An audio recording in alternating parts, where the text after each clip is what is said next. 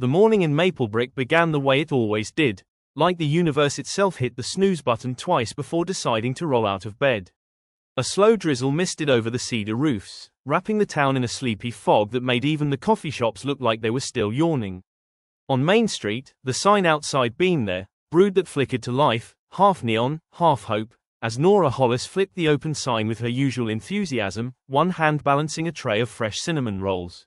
The smell of espresso, wet pine, and distant rain mixed into that unmistakable Pacific Northwest perfume, the scent of life moving just slow enough to notice. Across the street, Jack Hollis, her husband, Maplebrook's self-proclaimed handyman philosopher, stood under his half-collapsed carport, staring at a lawnmower that looked like it was judging him. Jack was 42, tall in that lumberjack meets hobbyist way, wearing a faded plaid flannel, cargo shorts, and rubber boots because it might rain again in 10 minutes. His golden retriever, Buddy, sat nearby, tail thumping, waiting for something interesting to happen. "Come on, Jack," Nora called from across the street. "The mower's not going to fix itself." Jack raised his coffee mug. "Neither are my life choices, but here we are." From the corner, Eddie Burke, 68, retired bus driver, part-time gossip broadcaster, shuffled by with his umbrella turned inside out. "Rain's like democracy," he said to no one in particular. "It's supposed to be for everyone, but it sure favors my arthritis." That was Maplebrook for you, a town of about 4,000 souls, half of them pretending to be outdoorsy, the other half actually outdoors. Life here moved at the speed of a wet dog shaking off by your porch, messy, sudden, but somehow comforting. Blank. By 9 a.m., the drizzle became a downpour. The Maple River, usually a calm ribbon behind the park, began to swell. Not dangerously, not yet. Just enough to gurgle louder than usual. Jack noticed it as he walked to Nora's cafe for his second breakfast. "That river's starting to talk again," he muttered. Inside, the cafe buzzed with the kind of chatter that only a small town can produce.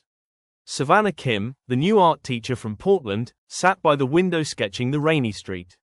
She had traded her city sneakers for rain boots, reluctantly, and was slowly learning that organic in Maplebrook meant grown behind Earl's shed. "Morning, Savannah," Nora said. "Pumpkin spice latte." Savannah sighed. "Does saying no to that disqualify me from citizenship?" "Pretty much," Nora smiled. At the corner table, Millie Parker, age 8, sipped her hot chocolate and stared out the window. On the table in front of her was a shoebox labeled River Stones. Each one was smooth, round, and decorated with faces drawn in marker, little personalities.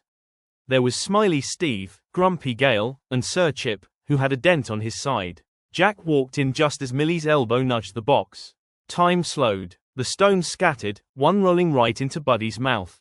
"No, Buddy," Jack shouted as the dog bolted out the door, tail wagging, carrying Sir Chip straight toward the river. Within seconds, Millie and Jack were sprinting after him, rain splashing off their boots, Savannah half laughing, half concerned, and Eddie already narrating from the cafe door like it was breaking news.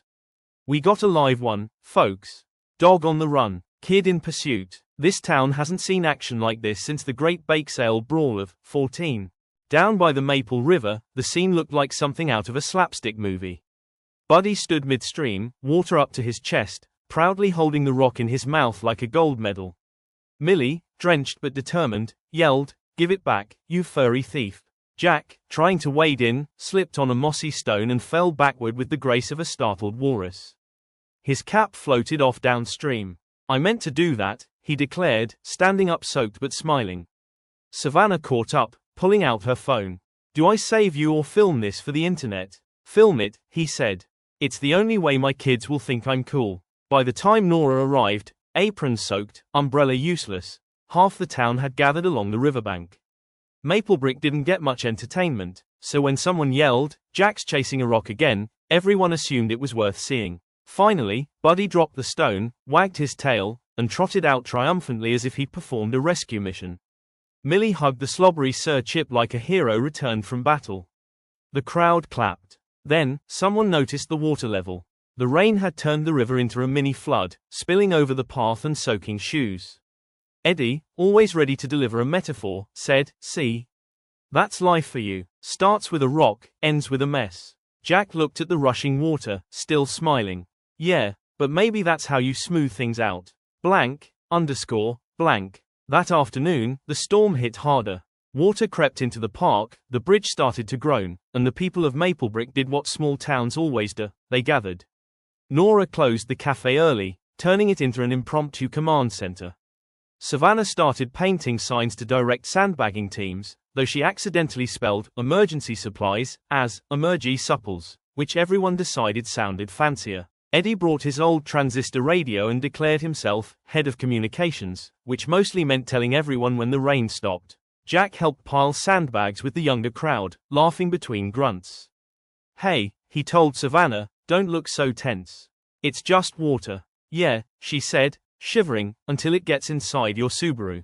Millie and a few kids splashed around the edges, laughing at every thunderclap, while the adults alternated between panic and jokes. It was chaos, but the funny kind, the kind that binds people tighter than calm ever could. By nightfall, the rain slowed. The river, though swollen and muddy, stayed within its banks. Everyone was drenched, tired, and strangely proud. Eddie looked up at the mist rising from the water. "We made it through," he said. "Like a bunch of river stones, got knocked around, but still here." Jack sat beside him, wiping mud off his boots.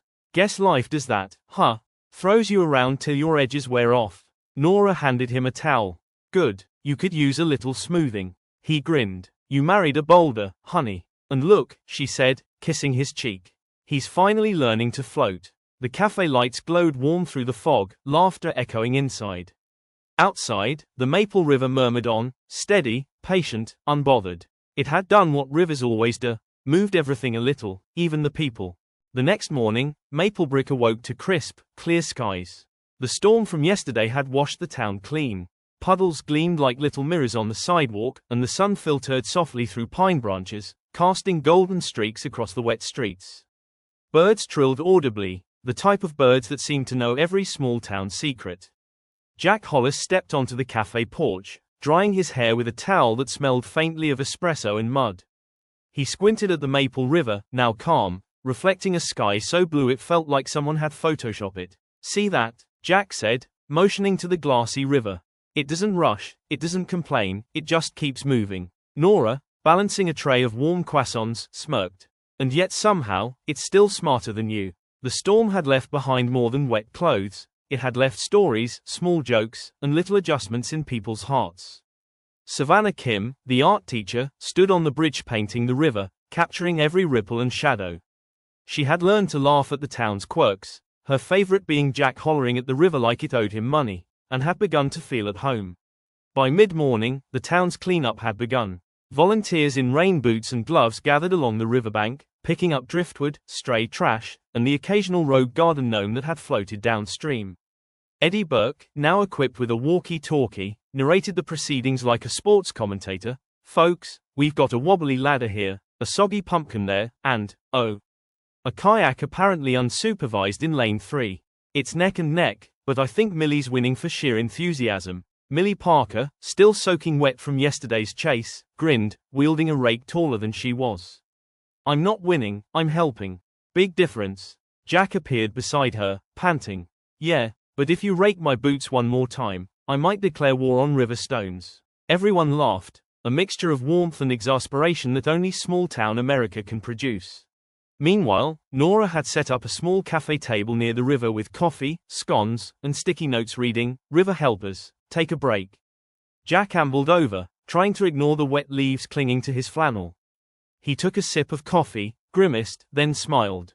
Somehow, even after 2 storms and a soaking, life here felt like a slow, deliberate river, steady, smoothing, forgiving. Savannah approached him. "You talk to the river a lot," she said. Jack shrugged. "It listens better than most people." "You mean it shapes you?" she asked, a teasing glint in her eye. Jack laughed. "Yeah, maybe that's exactly it. Makes you smooth where you're jagged, makes you less stubborn." Though don't tell Nora I said that. The cleanup went on through noon.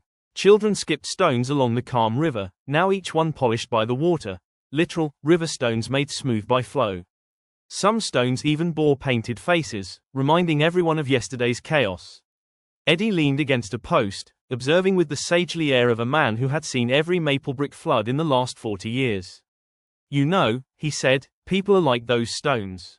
Knock 'em around, wash 'em out, sometimes they get stuck in the mud, but over time, the current shapes 'em. Gives, M character. Jack rolled his eyes but smiled. So you're saying the town's chaos made us better? Eddie winked. Or at least more entertaining. By mid-afternoon, the town's bridge was dry, the riverbanks cleared, and the sun hung low in golden haze. People lingered, sharing stories, tea, and homemade cookies. Savannah had even convinced Jack to pose for a small watercolor, his muddy boots, flannel shirt, and half-grinning face perfectly captured as part of the landscape. The humor of yesterday's chase lingered, making everyone chuckle when they remembered Buddy carrying Sir Chip across the river. Jack sat down on a smooth stone at the river's edge, looking at the water flow around it. He tossed a pebble into the current. Guess we're all like that, he muttered. Little bumps, little scratches, all smoothed over by life. Nora, sitting beside him, nudged his shoulder. Some of us are smoother than others, Jack. Don't get too proud. He laughed. Yeah, but even smooth rocks started jagged. As the afternoon wore on, more townsfolk wandered to the river to bask in the calm. Farmers, baristas, kids, retirees, everyone found a little peace by the flowing water. Some skipped stones, some sat silently, and some, like Jack, just watched and reflected. Savannah knelt down, smoothing the edges of a painted stone Millie had dropped, and whispered, "Even the cracks can be beautiful." Eddie shuffled over, balancing a thermos. That's life, folks. You get tossed, rubbed, pushed around, but the flow makes you better. Just hope it doesn't push your kayak downstream. By evening, the river glowed in amber light. Jack, Nora, Savannah, and Eddie sat on the bridge, legs dangling, watching reflections shimmer. Buddy lay at Jack's feet, tired but triumphant. Millie tossed stones one last time, giggling. The river carried each pebble gently, polishing it, shaping it, reminding everyone of yesterday's lessons. Jack's voice, quiet but heartfelt, maybe that's the trick. Keep moving, keep flowing, don't fight it. Let the world smooth you. Otherwise, you get stuck like a rock in the mud. Nora smiled. And even stuck rocks get cleaned eventually. Just gotta wait for the river. Jack leaned back, eyes on the glowing water. Yeah, just gotta let it flow. As night settled, the town of Maplebrook exhaled. Lights twinkled in windows, steam rose from chimneys, and somewhere, Eddie snored softly on a park bench, content with the day's narration. The river whispered in rhythm with the town's heartbeat, calm, steady, and eternal. Life is a river. It knocks you, jostles you, and sometimes drenches you entirely. But every bump, every swirl, every flood, it smooths your edges, polishes your rough sides, and reminds you that persistence shapes beauty. Some days, you're the stone. Some days, you're the current. And the secret, keep moving, keep laughing, and let the flow do its work. Like and subscribe if you want to be happy and motivate.